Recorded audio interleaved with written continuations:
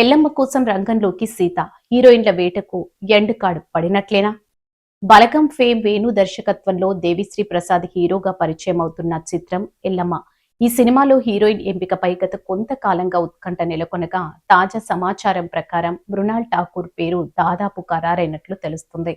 అంతకుముందు సాయి పల్లవి, కీర్తి సురేష్ వంటి అగ్ర నటీమణులు పేర్లు పరిశీలనకు వచ్చినా చివరికి మృణాల్కే చిత్ర యూనిట్ మొగ్గు చూపినట్లు సమాచారం. తెలంగాణ జానపద కళలు, ఆధ్యాత్మిక నేపథ్యంలో సాగే ఈ పీరియడ్ డ్రామాను దిల్ రాజు నిర్మిస్తున్నారు.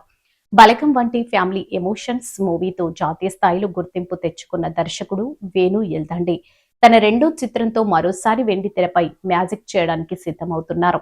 ఎల్లమ్మ అనే వైవిధ్యమైన టైటిల్ తో రూపొందుతున్న ఈ చిత్రం ప్రస్తుతం టాలీవుడ్ లో హాట్ టాపిక్ గా మారింది.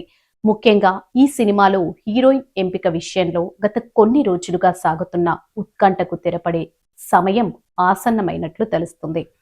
అయితే డేట్స్ సర్దుబాటు కాకపోవడం వల్ల ఆమె ఈ ప్రాజెక్టు నుండి తప్పుకున్నట్లు సమాచారం. ఆ తర్వాత మహానటి కీర్తి సురేష్ పేరు ప్రముఖంగా వినిపించింది. ఒక దశలో ఆమె ఎంపిక దాదాపు ఖాయమని కూడా అనుకున్నాం. వీరితో పాటు శృతి హాసన్, మిస్టర్ బచ్చన్, ఫేమ్ భాగ్యశ్రీ బొర్సే, కన్నడ నటి రుక్మిణి వసంత్ పేర్లు కూడా పరిశీలనలోకి వచ్చాయి.